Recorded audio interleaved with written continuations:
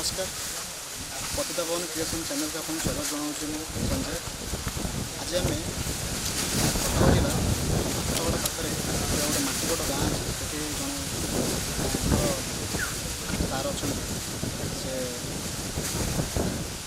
ग्राम देवती रानी ठाकुर पूजा करते आम कि अनुभूति जाना से केमती ठाकुर देखी केमती ठाकुर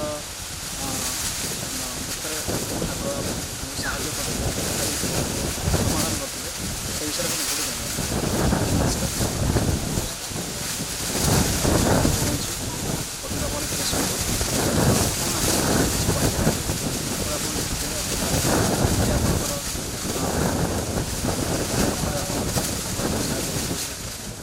जय जय माँ माँ तो सर्वव्यापी माँ कथा कौन कहवा ये मो पिला बेलू विगत 25-27 वर्ष है मुझे जड़ित अच्छी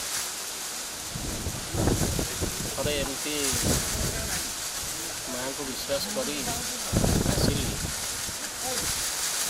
धूप संध्या देवाई मो सहित आहरी 8-10 जन पिला भी आसते मोट सब जूनियर थे जड़े मो सागर सीनियर थे कि जो धूप संध्या बेले दे सारिकी घर को जावाक चाहिए जेहेतु आम नदी पारी ही आसीचु माटीगोट गाँव ये हूँ प्रत्यक्ष ठाकुराणी कि गाँ भितर न था ये नदी कूल अवस्थान कर तो वर्षा नहीं तोफान नहीं किसी नहीं आज्ञा संध्या धूप दे सारी गला बेलू नई अकात पानी कुआड़ू खिला माड़ी आसी केवल मत छाड़ी आउ समस्ते प्राय पहरा शिखी जेहेतु रास्ता घाट नाला किंतु मु पहरा शिखी नी कहीं मु नदी कूल पिला हेले बापा माँ को भय करी नईर को पशेनी किंतु समस्ते पहरा शिखी जेहेतु संध्या हो जाने भूसपास नदी पानी को डेईकी समस्ते पहरिकी चलीगले घर को कि मु रहीगली एकुटिया मुझे चली चली जाऊँ मत कम से कम 4 किलोमीटर चलिकी बुलिकी गोड़ी छरिया बाटे गले जाइए मु गाँव में पहुँची किंतु देखिली जो रास्तार जीवी से रास्तार केवल खाली कंटामय माँ को पाखु जेहेतु आसीचु नई पारी होके आसी चपल फपल किसी ना खाली गोटे कंटार केमी जीवी अंधार भी हो जाए लाइट भी किसी ना तो यही हिसाब से नदी कूल को समस्ते डेईकी पहुँचला भितर मु फेरी आसली पुणी माँ को पाखक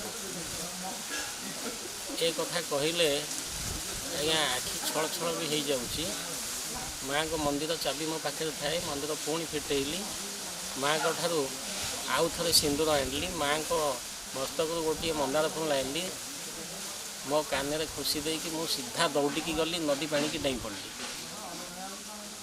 नदी पानी की डेई पड़ता सेमती सी धीरे सुस्थे माँ को आशीर्वाद से धीरे धीरे धीरे धीरे नहीं कि मत कूल लगेदेला मो हाथ गोड़ छाटीपिटी हो सेपटे पहुँची गली ये है माँ को गोटे बड़ अनुभूति आउ गोटे अनुभूति हूँ आम घरे आज्ञा गोटे बोली टर्च थाए मो बापा बो वृद्धा लोक तेणु से लाइन फाइन कटिगले टर्चटा से व्यवहार करेंगे मो टर्च न नहीं मंदिर को आसे कि मो बो को आज्ञा मत सब पार्टी करे तू जाऊँ एत अंधारे टर्चटा नहीं जाऊनु मु किंतु आज्ञा बापा माँ लगी टर्चटा न आणिकी मुझे पलि आसे बारंबार बारंबार मत जो बहु बिगिड़ा मो विरक्त होगी बहु कहली कि तू जदि मना कर टर्च नहीं जी तुम मैंने चलो केमती लाइन जदि कटि जाए मुझे ता पाखक जाऊँगी जदि किसी असुविधा सुविधा हुए ताहले निंदाटा तार हम मोर हेनी लोक कहे जे ब्राह्मी ठाकुराणी पाखक जाऊला तार किसी अघटन घटिला आई दिन जबरदस्ती मन निस्तापर हो मंदिर को आसिली ଆଉ ମାଆଙ୍କୁ ବି ଏଇଠି କହିଦେଇ ଗଲି ମୁଁ ତୋ ପାଖକୁ ଆସୁଛି ବୋଲି। ମୋ ବୋଉ ମୋତେ ଘରେ ପାଟି କରୁଛି ଟର୍ଚ୍ଚ ନେଇକି ଯା, ରାତିରେ ଅନ୍ଧାରେ ଡର ଲାଗିବ, ଇଏ ହେବ ସିଏ ହେବ। ମୁଁ ଆଜ୍ଞା ସେଇ ଦିନଠୁ ମୁଁ କହିଲି ତୁ ଯଦି ଅଛୁ ତାହେଲେ ମୁଁ ତୋ ପାଖକୁ ଆସିବିନି, ତୁ ମୋ ପାଖକୁ ଯିବୁ। ଦୀପଟିଏ ଦେଇ ଦେଇକିରି ମୁଁ ତାକୁ ପଳେଇଲି ଘରକୁ। ଆଉ ଏହା ହିଁ ସତ୍ୟ, ସେ କେତେବେଳେ କେଉଁ ରୂପରେ ଯାଇକି ସେ ଜାଗାରେ ମୁଁ ଖଟ ଉପରେ ଶୋଇଛି, ସେ ମୋ ପାଖରେ ବସି ପାଉଁଜି ଝୁଣଝୁଣ କରିଛି, ଝୁଣା ବାସ୍ନା ହେଇଛି, ଚୁଆ ବାସ୍ନା ହେଇଛି। ମୋ ନିଦ ଟିକେ ଜୋର ହେଇଯାଇଥିଲା, ନିଦ ନ ଭାଙ୍ଗିବା ଦ୍ୱାରା ସେ ଜାଗାରେ ନୃତ୍ୟ କରିଛି। ନୃତ୍ୟ କରିବା ଦ୍ୱାରା ମୁଁ ଜବରଦସ୍ତି ଆଖି ଭିଡ଼ିକି ଫିଟେଇକି ଅନେଇଲା ବେଳକୁ ସ୍ୱୟଂ ଆବିର୍ଭୂତା ମୋ ବୋଉ ମୋ ପାଖରେ ସେପଟେ ଟିକେ ଦୂରେଇକି ଶୋଇଥାଏ, କିନ୍ତୁ ସେ ମଧ୍ୟ ଜାଣିନାହିଁ। ଯେତେବେଳେ ପୁନର୍ବାର ଆଉ ଥରେ ଆସିଲା ବେଳକୁ ବୋଉ ପୁଣି ମୋତେ କହିଲା ଟର୍ଚ୍ଚ ନେଇକି ଯା। ମୁଁ ସେଇଠି ତାକୁ ସୂଚନା ଦେଇଥିଲି ଯେ ମୋର କିଛି ଟର୍ଚ୍ଚର ଆବଶ୍ୟକ ନାହିଁ। ଜାଣିଛୁ, ରାତିରେ ତୁ ସେଦିନ ମୋତେ ପାଟି କଲୁ, ମୁଁ କେତେ ଦିନ ଗଲିନି, କିନ୍ତୁ ମୁଁ ନଗଲେ ମଧ୍ୟ ସିଏ ମୋ ପାଖକୁ ଆମ ଘରକୁ ଆସୁଛି। ତେଣୁ ଇଏ ଗଲା ଆଜ୍ଞା ଗୋଟିଏ ମାଆଙ୍କର ମହିମା। ଆଉ ମାଆଙ୍କ ପାଖରେ ଥରେ ଷୋଳ ପୂଜା ଚାଲିଥାଏ, ଗୋଟିଏ ଝିଅଟିଏ ନୂଆ କରି ତା'ର ପିଲାଟିଏ ଜନ୍ମ ହୋଇଥାଏ। ତା'ର ବ୍ରେଷ୍ଟରେ କିଛି ଗୋଟେ ଅସୁବିଧା ଥିଲା, ଯେଉଁଟାକି ସେ ତା ପିଲାକୁ କ୍ଷୀର ଖୁଆଇ ପାରୁନଥିଲା। ସିଏ ମୋ ପାଖରେ ଗାଡ଼ି ଥାଏ ବୋଲି ସେ ମୋତେ ଡାକିବାକୁ ଆସିଲା, କହିଲା ଟିକେ ଭାଇ ମୋତେ ଅମୁକ ଜାଗାକୁ ଟିକେ ନେଇକି ଯିବ। ମୁଁ କହିଲି ମୁଁ ବ୍ରତରେ ଅଛି, ମୁଁ ତୋତେ ନେଇପାରିବି। ସେ ପୁଣି ମୋତେ ରିକ୍ୱେଷ୍ଟ କରିକି ତା ମାଆ ତା ବାପା ଆସି ଏଇ ଜାଗାରେ ମାଆଙ୍କ ପୀଠରେ ପୂଜା ଚାଲିଥାଏ, ମୋତେ ପୁଣି ଡାକିଲେ। ମୁଁ ସେଇଠି ଚିନ୍ତା କଲି ମୋ ପାଖେ ଗାଡ଼ିଟି ଅଛି ବୋଲି ଲୋକଟି ମୋର ସାହାଯ୍ୟ ଲୋଡ଼ୁଛି, ତାହେଲେ ବ୍ରତଟା ମୋ ପାଇଁ ବଡ଼ ନା ଲୋକଟାର ସାହାଯ୍ୟ କରିବା ବଡ଼। ମୁଁ ଆଜ୍ଞା ତାଙ୍କୁ ଯେଉଁ ଜାଗାକୁ ନେଇକି ଗଲି, ମୁଁ ଦେଖିଲି ସିଏ ଏଇ ଅଲଗା ଅନ୍ଧବିଶ୍ୱାସରେ ସେ ବଶବର୍ତ୍ତୀ ହୋଇଯାଇଥିଲେ। ମୋତେ ଯେତେବେଳେ ପୁଣି ପୁନର୍ବାର ଆଉ 2 ଦିନ ପରେ ଆସି ପୁଣି ଡାକିଲେ, ମୁଁ କହିଲି ନାଇଁ, ମୁଁ ବ୍ରତ ବଦଳେଇ ପାରିବିନି ଏଥର, ମୁଁ ତୁମକୁ ନେବିନି। ତୁମର ଯଦି ମାଆଙ୍କ ଉପରେ ବିଶ୍ୱାସ ଅଛି ତାହେଲେ ମାଆଙ୍କୁ ହିଁ ଡାକ, ତୁମର ରୋଗ ଆରୋଗ୍ୟ ହେବ। ଆଉ ଆଜ୍ଞା ସେତେବେଳେ ଛୋଟ ବୟସ, ଆମର କିଛି ଜଣା ନାହିଁ, ଖାଲି ମା' ନାଁ ଧରିକି ଆମେ ପାରି ହେଇଯାଉଛୁ ଆଜି ଯାଏଁ ବି ସୁଦ୍ଧା। ତାକୁ ଏଇଠି ମାଆଙ୍କୁ ଷୋଳ ପୂଜା ସମୟରେ ମାଆଙ୍କୁ କ୍ଷୀର ସ୍ନାନ କରାଯାଇଥିଲା। କ୍ଷୀର ସ୍ନାନରେ ସେଇ ଯେଉଁ ସ୍ନାନର ଯେଉଁ ପାଦୁକ ଆଜ୍ଞା ଥିଲା, ସେଇ ପାଦୁକରୁ ଟୋପାଟିଏ ତାଙ୍କୁ ମୁଁ ଦେଇଥିଲି। କହିଲି ସନ୍ଧ୍ୟାବେଳେ ଯେତେବେଳେ ଆଳତି ହେବ, ଘଣ୍ଟ ବାଜିବ, ତୁମ କାନରେ ଘଣ୍ଟ ବାଦ୍ୟ ଶୁଭିବ, ସେଇ ସମୟରେ ତୁମେ ଗୋଡ଼ ହାତ ଧୋଇ ମାଆଙ୍କୁ ସ୍ମରଣା କରି ଏଇ ପାଦୁକ ପାନ କରିବ ଏବଂ ନିଜର କ୍ଷତ ସ୍ଥାନରେ ଏଇ ପାଦୁକକୁ ଲଗେଇ ଦେବ। ଆଜ୍ଞା ସେଇ କର୍ମ ସେ ଝିଅ ଅବଶ୍ୟ କରିଛି, ତା'ର ମଧ୍ୟ ସେଇଟା 4-5 ଦିନ ପରେ କ୍ଲିଅର୍ ହେଇଛି, ଦେହ ଭଲ ହେଇ ଆସିଛି। କିଛି ଜଣେ ଆମର ଜେଜି ହିସାବ ହେବେ ବୁଢ଼ୀ ଲୋକ, ସିଏ ଆଜ୍ଞା ନଈରେ ଅଣ୍ଟାଏ ପାଣିରେ ଦୌଡ଼ି ଦୌଡ଼ି ଏ ମନ୍ଦିର ଠିକି ଆସିଲେ ସକାଳୁ ସକାଳୁ। କହିଲେ ଆରେ କି ପ୍ରକାର ମାଆଙ୍କର କି ପାଦୁକ ଦିଆଗଲା ତାକୁ, ସେ ତାକୁ କିଛି ଖାଦ୍ୟ ରୁଚୁନଥିଲା, ସେ ଖାଉନଥିଲା, କିନ୍ତୁ ସେ ବର୍ତ୍ତମାନ ଖାଦ୍ୟ ଖାଇ ତା ପିଲାକୁ ସେ କ୍ଷୀର ପିଆଇ ପାରୁଛି। ତେଣୁ ଇଏ ହେଉଛି ଆଜ୍ଞା ମାଆଙ୍କର ଗୋଟେ ମାନେ ବରଦାୟନ ହେଲା ସେ ଝିଅ ପ୍ରତି, ଯେଉଁଟାକି ଆମର ଏ ଅନୁଭୂତି ଆମେ ନିଜେ ବି ଦେଖିଛୁ, ଜାଣିଛୁ।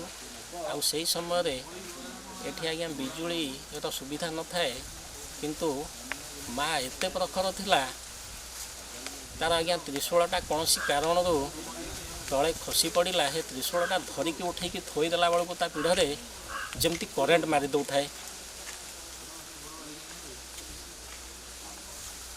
ତେଣୁ ମାଆଙ୍କର କେଉଁ ବିଷୟ, କେଉଁ ଅନୁଭୂତି, କେତେ ପ୍ରକାର ଅନୁଭୂତି ଆଜ୍ଞା କହିବି। ମାଆଙ୍କ ପାଇଁ ଯେତେବେଳେ ଏଇ ମାଟି ରାସ୍ତା ତିଆରି ହେଇଥିଲା, जो दिन माटी पड़ीथिला आउ संपूर्ण होइथिला माटी पड़ीबा ता परदिन भोर भोर आज्ञा झिपझिप वर्षा होइछि। से वर्षा रे माँ को पीठ को रास्ता आरंभ ठारू कम से कम 1.8 किलोमीटर्स रास्ता माटी रास्ता आरंभ होगा ठारू विशेषकर सापुआ ब्रिज ठारू माँ को प्रांगण पर्यंत बाघर पाद चिन्ह पड़ीथिला से रास्ता रे। तार अर्थ निश्चय केही से नुआ रास्ता रे चलिबा पूर्व माँ ता वाहन रे बसिकी ता जगह को जीवा आसीबा करिछि। जोटा कि आम ग्रामर मही भाई लिटू से मध्य ये जिनसटा को स्वचक्षुरे देखी। तेणु माँ को प्रति विश्वास अविश्वास विश्वास मूले ए जगत ता प्रति जदि विश्वास अच्छी ताले सी अच्छी जदि ता प्रति विश्वास नहीं ताले सी नहीं। यही गत वर्षर झामु समय रे आम आज्ञा 450 लोकों प्रसाद सेवन व्यवस्था करूँ। एमती याकू ताकू किछि मागुणी करके आम बंदोबस्त करूँ। 450 लोक जगार जो माँ को स्नान सारी पोखरी तुठू आसिलु एठी देखला बेलू आज्ञा 1000-1100 लोक खुशी रे कांद लगिला जे लोक आसी भक्त मैंने आसी किंतु ये 450 लोकंकर प्रसाद 1000-1100 लोकों केमिति बंटन करा जिवो। जी देखिला सी कहला बर्तमान खाद्य पाइब नहीं खाद्य पाइब नहीं आउ खाद्य प्रस्तुति कर कौटू आज्ञा आउ समय अच्छी खाद्य प्रस्तुति करने को से 3:30-4 बाजिले आउ यारी हो पार नहीं। जे कहीं देखिला कहला खाली खाद्य पाइबनी खाद्य पाइब नहीं। आज्ञा अविलंबे रोषशाला ठारू जाइक देखिके आसिली प्रकृत खाद्य पाइब नहीं। रोषैया हार मानिले कहले एते लोक कौटू आनिब समस्त की मुठाए मुठाए दियो कंट्रोल करके दियो। तार 2-3 मिनिट मो थका है कि माँ को पाखे बसी पड़ली माँ को चाहिली कहली माँ तू जहाँ करू एत लोक कौटू खाद्य आनी तू एत लोक कौ आड़ डाकी आणलु आम तो 450 लोक करूँ। आज्ञा यही समय माँ को मस्तक फूलटे पड़ा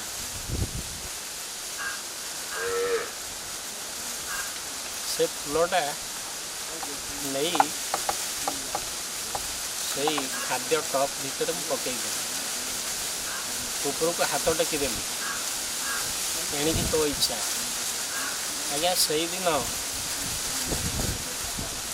1160 लोक खाई खाद्य किंतु सरला ना अधिक कौन कर अनेक अनेक अनेक अनुभूति अच्छी जोटा कि वर्णना कले 10 दिन बीतीगले सर ना। विशेषकर मुझे अनुभव कर सब मोर किसी समय ना पाखक आसवाई जिते मो मन आसला मुझे से दिन 12टा हो चाहे राति 10टा हो मोर किसी समय निर्घंट न था। आज्ञा मुझे पाखक आसे आम जो पूजक नना अच्छा कालंदी नना सी माँ को सब सेवा करती पूजा पाठ करती व्रत कौन हम कौन न हम तांको केवल आम आज्ञा सहयोग करूँ किंतु कार्यग्राही सी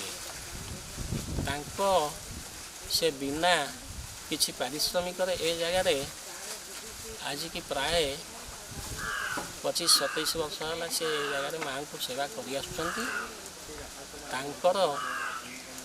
अपूरणीय ये सेवा कहले अत्युक्ति हम नहीं। मोर ये वक्तव्य।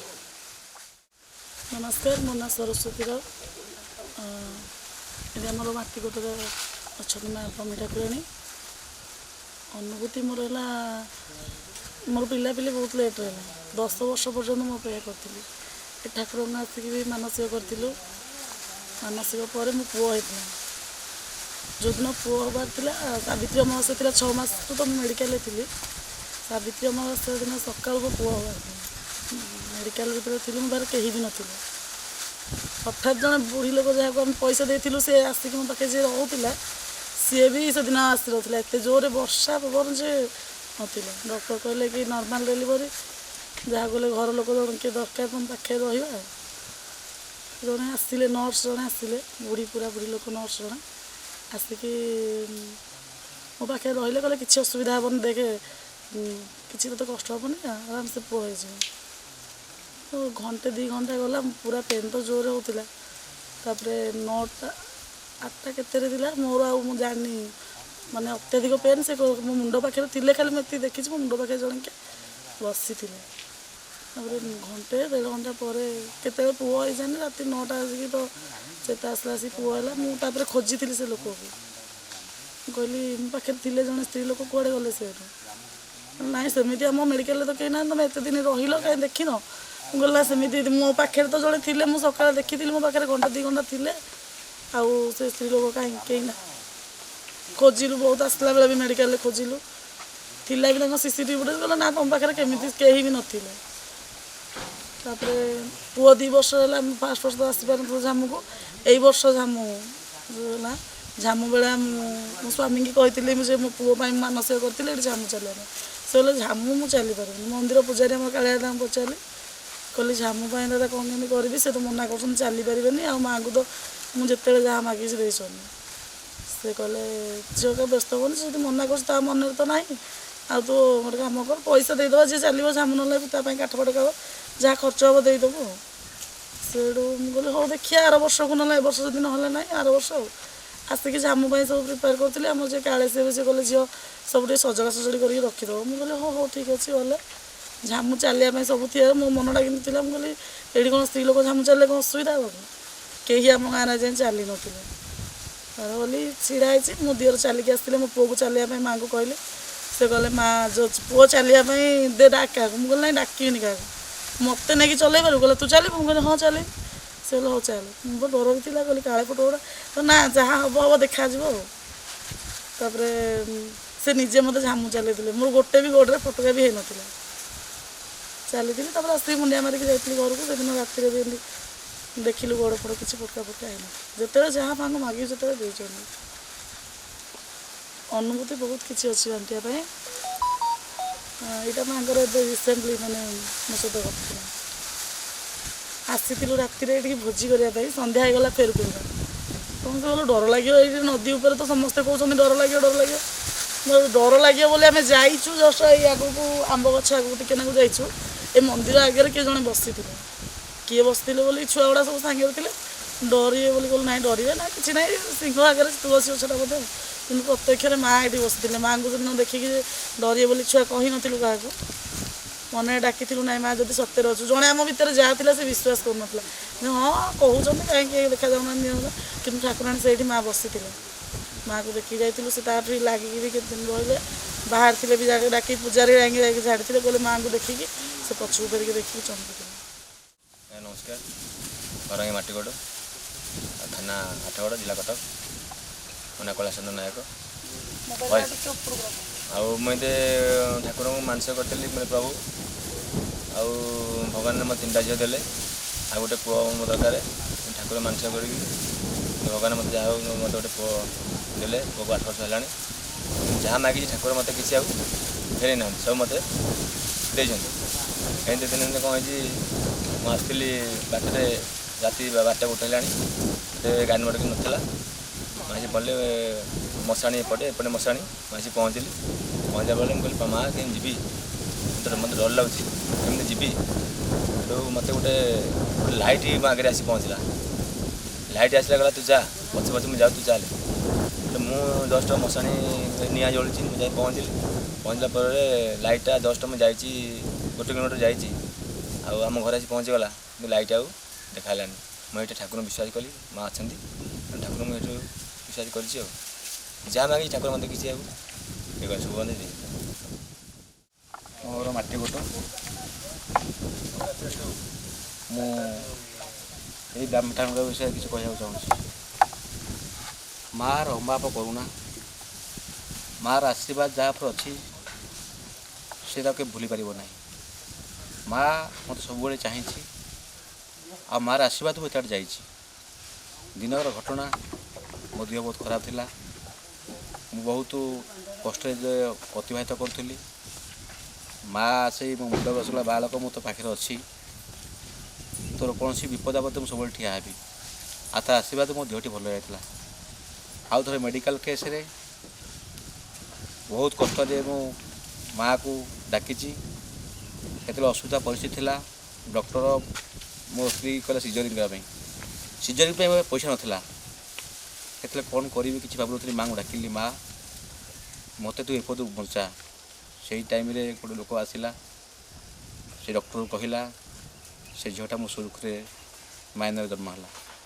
ମାଆର ଅମାପ କରୁଣା, ତାକୁ ଯିଏ ମାନିଛି ସେହି ତା ଫଳ ପାଇଛି। ଆଉ ସେ ମାଆକୁ ମୁଁ ମାନିଛି, ସେ ମାଆର ଆଶୀର୍ବାଦରୁ ମୁଁ ବହୁତ ଉପରକୁ ଉଠିଛି, ଭଲରେ ଅଛି। ଆଉ କ'ଣ କହିବି, ମାଆ ସବୁ ଟାଇମ୍ରେ ଆମ ପାଖରେ ଅଛି। ମାଆ ପାଇଁ ମୁଁ ଏତେ ଆଡ଼େ ଯାଇଛି। ସେ ମାଆ ମୋ ପାଇଁ ସବୁ କିଛି। ଆଉ ଗୋଟେ ଦିନକର କଥା, ମୁଁ ଥରେ ସେ ବିଲରୁ ଆସୁଥିଲି, ରାତି 7ଟା ବାଜିଗଲାଣି। ଅନ୍ଧାରେ ଆସିବା ବେଳେ ମୁଁ ଧାନ ବିଡ଼ା ମୁଣ୍ଡେଇଛି। ରାତି 7:30 ସେଥିରେ ବିଲ ବାଡ଼ି ଧାନ ଚୋରି ହୋଇଯାଇଥାଏ। ମୁଁ ଆସିଛି, ମାଆକୁ ଡାକିଛି, ମାଆ ଆଗରେ ମୋ ଲାଇଟ୍ ଦେଖେଇ ଆସିଛି। ରାତି 7:30ରେ ମୁଁ ଅନ୍ଧାର ରାତିରେ ମୋତେ ଜଳୁଥାଏ, ପୁରା ରାସ୍ତା ଦେଖାଯାଉଥାଏ। ସେଇଟା ବଡ଼ ଅନୁଭୂତି। ମୋତେ ମାଆ ରାସ୍ତା ଦେଖେଇଛି, ଲାଇଟ୍ ଦେଇଛି, ମୁଁ ଘରେ ପହଞ୍ଚି। ଏଇଟା ମୋର ମାଆର ଅମାପ କରୁଣା ମୋ ପ୍ରତି। ମାଆର ଆଶୀର୍ବାଦରୁ ମୁଁ ବହୁତ ସୁଖରେ ଅଛି। ଆଉ କ'ଣ କହିବି, ଏତିକି କହିକି ମୁଁ ମୋ କଣ୍ଠଭାଷା କରୁଛି। ନମସ୍କାର। ଆଉ ମୋ ନାଁ ସସ୍ମିତା ନାୟକ, ମାଟିକୋଟ ଗ୍ରାମ। ଆଉ ମାଆ ବ୍ରହ୍ମୀ ଠାକୁରାଣୀ, ମୋର 1.5 ବର୍ଷର ପୁଅଟି ହେଇଥିଲା, ମୁଁ ମରିଗଲି। ଏଇଠି ଆଣିକି ପୋତି ଦେଇକି କାନ୍ଦି ପକାଇଛି, ବହୁତ କାକତି ମିନତି ହେଇଛି, କିନ୍ତୁ ମାଆ ଦେଇଛନ୍ତି। 3-4 ବର୍ଷ, 7 ବର୍ଷ ପରେ ପୁଣି ଯୋଡ଼ିଏ ଝିଅ ହେଲେ। ଯୋଡ଼ିଏ ଝିଅ ହେଲା ପରେ ତାପରେ 7 ବର୍ଷ ପରେ ପୁଣି ଗୋଟିଏ ପୁଅ ହେଇଛି। 7 ବର୍ଷର ପୁଣି ପୁଅ ହେଲାଣି। ମାଆକୁ ଡାକିଛି, ମାଆ ଦେଇଛନ୍ତି। କିନ୍ତୁ 1.5 ବର୍ଷର ପୁଅ ଯେତେବେଳେ ଚାଲିଗଲା, ମୁଁ କାନ୍ଦି ବୋବେଇକି ଏଇଠି ଠାକୁରଙ୍କ ପାଖକୁ ଧରିକି ଆସିଥିଲି। ନେଇକି ଗଲୁ, ଠାକୁର କହିଲେ ଆଉ ପୁଅକୁ କ'ଣ କାମୁଡ଼ି ଦେଇଛି, କିନ୍ତୁ କାମୁଡ଼ି ଦେଇଛି ବୋଲି ନେଇକି ଗଲୁ କୋଲେଇଲରେ ତାକୁ ପଟି ପକାଇ ଦେଇକି ଆଣିଲୁ। 3 ଦିନ ପରେ ତାକୁ ବୁଢ଼ୀ ଆଣିକି କାମୁଡ଼ି ଦେଇଥିଲା। ଜାଣିପାରିଲୁନି। ପୁଅ କିନ୍ତୁ ମରିଗଲା। ମରିଗଲା ପରେ ମୁଁ ମାଆଙ୍କୁ ବହୁତ ଡାକିଛି, କିନ୍ତୁ ଡାକ ଶୁଣିଛନ୍ତି। ମାଆ ଡାକିକି 7 ବର୍ଷ ପରେ ପୁଣି ଗୋଟିଏ ଭଗବାନ ଦେଇଛନ୍ତି। କିନ୍ତୁ ମାଆଙ୍କର ବହୁତ କରୁଣା। ଏବେ ବି ଆମେ ଆସିଥିଲୁ, ଏଇଠି ଭୋଜି କରିକି ଯାଇଥିଲୁ। ମାଆଙ୍କୁ ଆମେ ଦର୍ଶନ କରି ମଝିରେ ବସିଛନ୍ତି। ଠାକୁର ପୁରା 2 କରେ ଠାକୁର ଅଛନ୍ତି, ସିଂହ ଠାକୁର ବସିଛନ୍ତି, ମଝିରେ ପୁରା ବ୍ଲାକ୍ ଶାଢ଼ୀ ପିନ୍ଧିକି ବସିଛନ୍ତି। ଆମେ ଦେଖିକି ଲୋକ ଅଛନ୍ତି, ଜଣେ ସ୍ତ୍ରୀ ଲୋକ ମନା କଲେ, ଠାକୁରାଣୀ ଆଜିକାଲି ଦୁନିଆରେ ଠାକୁରାଣୀ ନାହାନ୍ତି। ସିଏ ବିଶ୍ୱାସ କରୁନଥିଲେ, କିନ୍ତୁ ସିଏ ଯେଉଁ ଅବିଶ୍ୱାସୀ କରିଥିଲେ, ଠାକୁରାଣୀ ମଝିରେ ବସେଇକି ଯେମିତି ସ୍ୱତନ୍ତ୍ର ମୁଣ୍ଡରେ ଗାମୁଛା ଦେଇକି ଓଢ଼ଣା ପକାଇକି ବସିଲା ଭଳିଆ ବସିଛନ୍ତି। ଆମେ ସନ୍ଧ୍ୟାବେଳୁ ଭୋଜି କରିକି ଫେରିକି ଗଲାବେଳକୁ ପଛକୁ ଅନେଇଲା ବେଳକୁ ଠାକୁରାଣୀ ବସିଛନ୍ତି, କିନ୍ତୁ ମୁଣ୍ଡିଆ ମାରିକି ଗଲୁ। ଏତିକି ଅନୁଭୂତି ମୋର। ଜୟ ମା ବ୍ରାହ୍ମୀ ଠାକୁରାଣୀ। ମୁଁ ତ ଏବେକାର କଥା କହିବାକୁ ଚାହୁଁନି, ଦୀର୍ଘ 10 ବର୍ଷ ତଳର କଥା କହିବାକୁ ଚାହୁଁଛି। କାହିଁକିନା ମା ବ୍ରାହ୍ମୀ ଠାକୁରାଣୀ ଯିଏ, ସିଏ ହେଲେ କି ଆମର ପ୍ରତ୍ୟକ୍ଷ ଦେବୀ, ଗ୍ରାମ ଦେବତୀ କହିଲେ ବି ଅତ୍ୟୁଟ କିଛି ହେବ ନାହିଁ। ଏଠି ତ କାହାର କଥାକୁ ନେଇ କହିବାଟା ଅନୁଚିତ ନୁହେଁ, କିନ୍ତୁ ମୁଁ ଜଣେ ଟ୍ରାକ୍ଟର ଡ୍ରାଇଭର ଥିଲି, ଯେଉଁଠିକି 10 ବର୍ଷ ତଳେ ମୁଁ ଠାକୁରଙ୍କ ବିଷୟରେ ସେମିତି କିଛି କରୁଣା ବିଷୟରେ ତ ଜାଣିନଥିଲି, ଛୋଟ ପିଲା ଥିଲି। ସେତେବେଳେ ମୁଁ ଟ୍ରାକ୍ଟର ଚଲାଉଥିଲି। ଏଠି ତ ବ୍ରାହ୍ମୀ ଠାକୁରଙ୍କ ପାଖରେ ହେଉଛି ଆମର ସାପୁଆ ନଦୀ, ଯେଉଁଠିକି ଡେଲି ଆମର ଏଠି ବାଲି ଲୋଡ଼ ହୁଏ, ଅଲୋଡ଼ ହୁଏ। ବାଲି ଏଠି ଲୋକମାନେ ନେଇ ଘର ବି କାମ କରନ୍ତି। ଟ୍ରାକ୍ଟର ଡ୍ରାଇଭର ଥିଲି। ମୁଁ ଗୋଟେ ଦିନ ଏମିତି ଆସିଛି, ସେମିତି ତ ମୁଁ ଜାଣିନଥିଲି। ବାହାରେ ସଦାବେଳେ ଖିଆ ହୁଏ। ଏଠି ପାଖରେ ଯେହେତୁ ଆପଣ ମାନେ ଏ ଜାଗାରେ ହେଉଛି ପାଖରେ ହେଉଛି ଯେହେତୁ ରହିଛି ଆମର ବାଲିର ଏଇ ପ୍ରୋଜେକ୍ଟଟା ଯେଉଁଠି ଆମର ଲୋଡ଼ିଂ ଅନଲୋଡ଼ିଂ ହୁଏ, ସେ ଜାଗାରେ ମୁଁ ଲୋଡ଼ କରିବା ପାଇଁ ଯାଇଥିଲି। ତ ଟିଫିନ୍ ନେଇକି ସମସ୍ତେ ଲେବର ମାନେ ଆସିଥିଲେ। ଯିଏ ଯେମିତି ଖାଇଲେ ସେଇଟା ବି ମୁଁ କହିପାରିବିନି। ମୋ ମନ ଇଚ୍ଛାରେ ସେମିତି ଖାଇ ଦେଇଥିଲି। जोटिकी फास्ट ट्रिप लोड कली से 2-4 हाथ आसी गाड़ी दबी जाइला से तो लोडिंग हो पारे फिर भी अनलोडिंग है से टाइम भी हाइड्रोलिक किसी गोटे सिस्टम नाला जोटिकी लेबर लोड करते लेबर ही अनलोड करते आठ भी अनलोड कले तो गोटे अलग जगार लगाला फिर भी लोड करागला से जगार भी दबिगला सेठू जड़े वृद्ध व्यक्ति जड़े आसिले से तो लोकाल आम घर ये अच्छी आमर हूँ आर्टेल रत्नपुर पोस्ट शंकरपुर डिस्ट्रिक्ट ढेंकानाल जेहेतु आम घर पाखे नदीटा जाऊँगी से आखपाखे कौट नदी ना सेठू आम बालीटा उठा जाए किंतु वृद्ध लोक जड़े बाड़ी धरिकी चलिकी आसिले सी मत कहले पुओ ए जगह लगानी से जगह लगा जेहेतु आम गोटे छोट पिला कहलु ए जगार तो जीव से जगार कौन नहीं जीव से मुझे गालु करके गोटे थर लगे से जगार भी 8-10 हाथ आसी सी भी दबिगला से दबिगला फल से वृद्ध लोक जनक मो पाखे नी से पलैले से लेडीज जड़े आसिले माने से नदीटा तो गाधोया आसती सी भी सांगर किसी भी सामान नहीं आसते वस्त्र नहीं आसती सी भी सेठू कहले जे पुओ एठी कौन लोड कर सेपटे लोड करना मुझे कहली ये तो जाऊँगी ना एठी गाड़ी जीवन से भी गाड़ी दबी जाइए मुझे ना गाड़ी जीव आम सागर जो लेबर थे से कहले ना गाड़ी जीव सी भी जुक्ति करते जुक्ति कला फल भी से वृद्धा जनक सी भी पलैते स्नान करने तापर भी सेठू गाड़ी भी उठी पार नाला जिते तृतीय बार एमती है मो मन टे डाउट आसला से वृद्धा जन को खोजा लगे वृद्धा जन पाइलिनी से बुढ़ी माउसी जनक जाकि से जगह गाधोले तुठ जा पचारि माँ एठी कौन असुविधा अच्छी कि आपड़ कहीकि आसिले एठी कहीं गाड़ी उठबनी ना पुओ मु मना कर जगार गाड़ी उठबनी तुम ये किसी गोटे अनिष्ट करछ मुझे अनिष्ट बोले माँ कौन ना तुम ये किसी गोटे अनिष्ट करछ तुम भर तुम कथा आस जोटा कि तुम निजे जापर से मत जो से कथा कहले मुझे आसिकी आम जो 2-4 जन थे लेबर सागर मुझे से कथा पचारि मुझे असुविधा कौन है से माँ जन कहले तुम ये किसी अनिष्ट करछ ना अनिष्ट कौन तो मुझे कहीपरि से आम जन दादा थे मुझे पचारू सेठू सी कहले जे खाଇବା फल आउ क्या किसी देन ना मुझे मुझे कहीपरि किए कौन देती न देती सेठू आमर से भी लेबर मान तो सी माने अलग निशा द्रव्य खाती तो कहले किसी अतुटी हेनी किसी भी कहवा दरकार नहीं से कहले आम तो जहाँ खाई देचु ना तुम्हें कौन कर सी कहले मुझे कहनी ये कहले मत कौन कर मुझे कहनी मत जो पचारे मत कहले मोर जो टिफिन आसला मुझे संपूर्ण खाई मुझे गाड़ी देनी जेहेतु ये माँ आम पाखर रोचे पाखर तो हूँ घाटा सेठू माँ एडू सी जो कथाटा कही आम एडू फिल कलु जे कथाटा हूँ या जमी आम माँ को स्मरण करने कि बाहर पकईने एमती गोटे प्रोब्लेम सेठू कहले तुम माँ को स्मरण करके अलग जो जगह लग से जगह ऑटोमेटिक लोड हो माने दीर्घ 10 वर्ष तल कथा एबे तो कौटी अच्छी कथाटा से कहीपरि किंतु एसबू हो सारापर मुझे फिल कली सेठू मो माँ को स्मरण करके मुंडिया मारिकी कहली माँ एथर गाड़ी मोर उठी जाओ मुझे ब्राह्मी ठाकुर को आसिक दर्शन करी भोगराग जमी करवा कथा मुझे एपटे भी अच्छा ब्राह्मी ठाकुराणी सेपटे भी अच्छा आम खपरमल्ली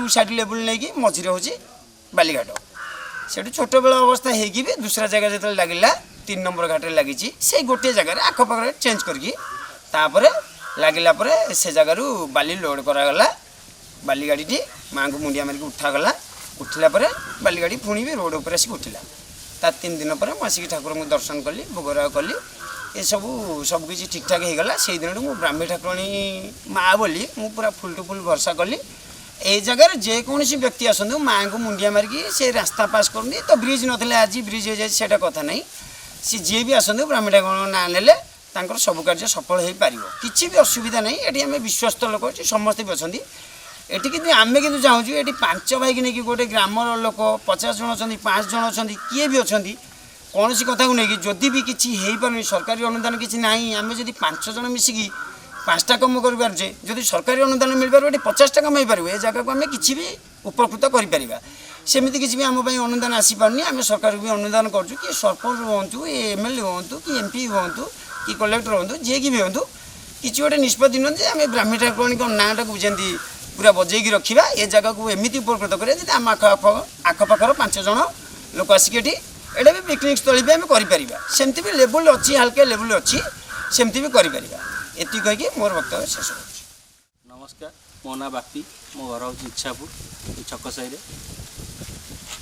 माँ को विषय कौन बा कहि मुझे मो माँ को जहाँ मागी मत मिली मो माँ स्वप्न आसती सत मोर काम भी सब किसी कर दियंती मोर अनुभूतिर कथा कह गले मुझे आमर जननी गाड़ी जननी सुरक्षा गाड़ी 108 लगे चाहिए टेंडर पकई मो टेंडर विफल होता मो टेंडर मत मिल नाला तापर माँ को आसिक पचारि कहली माँ लो मो टेंडरटा मिलानी मत मुझे कौन करी रही नीरव दिन दिन गला तापर मुझे कहली माँ लो मो टेंडरटा मत के मिल जाता ता परदिन मो घर को आसिक लेटर आसिक पहुँचले तुम टेंडर पास हो जाइए मुझे जाइली मो माँ मो कम करदेला बोली मो टेंडर फेल हो जाता मोर पाखक मेसेज आसी जाता ना तुम टेंडर फेल होली कि मो माँ को जो पचारे मो माँ कहला तोर टेंडर हो जाइए मत स्वप्न देखला ता परदिन मो घर टेंडर लेटर आसिक पहुँचला मुझे 108 जननी गाड़ी लगे 8 मेडिकल एवं सुधा मोर रोगी बहुत डेलीवरी पेसेंट बहुत 108 गाड़ी जननी गाड़ी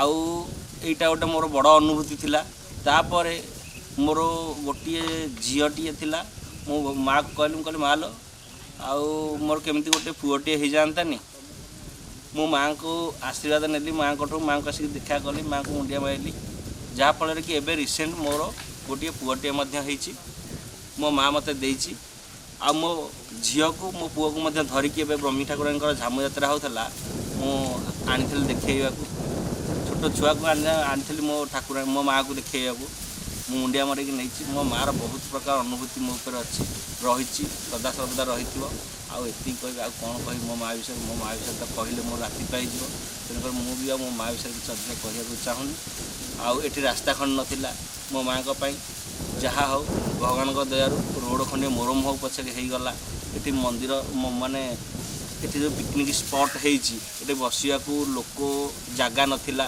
जहाँ हो भगवान माँ का आशीर्वाद ये मंडपटे है चेयर फेयर सब पड़ी माँ को प्रबल अनुभूति अच्छी मोर कह कि मो माँ विषय आ कौन अधिक भी कहि आप तो शुणिले केमी ब्राह्मी ठाकुराणी अनुभूति आते भक्तर भल पाइबा केमती केमती से विपद सम्मुखीन होती से विषय से सब जन तो आपण को ये भिडियोटी केमती लगे आप निश्चित बहु मात्रा लाइक करेंगे कमेंट करेंगे शेयर करेंगे और सब्सक्राइब करेंगे।